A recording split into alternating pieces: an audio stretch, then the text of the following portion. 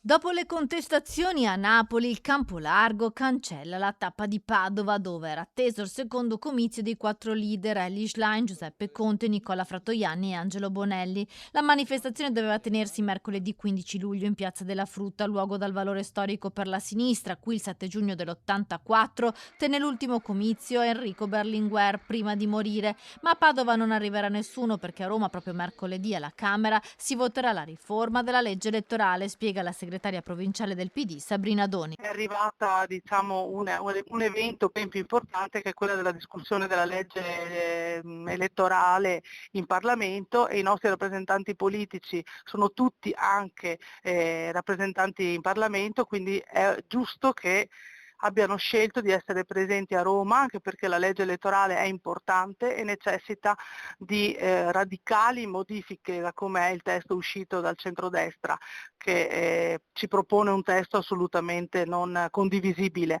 Quindi è bene che Elly e gli altri siano a Roma e facciano il loro dovere da parlamentari. Poi le porte sono aperte perché a Padova l'evento venga fatto più avanti, quando decideranno, anche a settembre durante la festa provinciale, ben volentieri, quando decideranno noi li accoglieremo. Il comizio padovano dunque potrebbe essere rimandato a settembre. Spostare l'evento nel fine settimana con la città che si svuota per il weekend è un azzardo e le temperature torride non aiutano a riempire le piazze, nemmeno quelle di dimensioni più piccole. Il PD provinciale però assicura che non c'è la preoccupazione di esiti simili a quelli visti a Napoli. Non c'è preoccupazione, nel senso che sono dinamiche di cui siamo a conoscenza tutti e si possono anche comprendere. Oggi, ripeto, c'è una priorità che è quella della legge elettorale, che ha scalzato qualsiasi altro impegno, ma come è giusto che sia. D'altronde nemmeno la Lega è stata esente a rinvii. Matteo Salvini ha cancellato il raduno nazionale di Mogliano previsto il 4 e il 5 luglio. Il centro-sinistra, che vuole presentarsi unito alle prossime elezioni, vuole partire con il piede giusto. Questo implica scegliere anche i momenti migliori.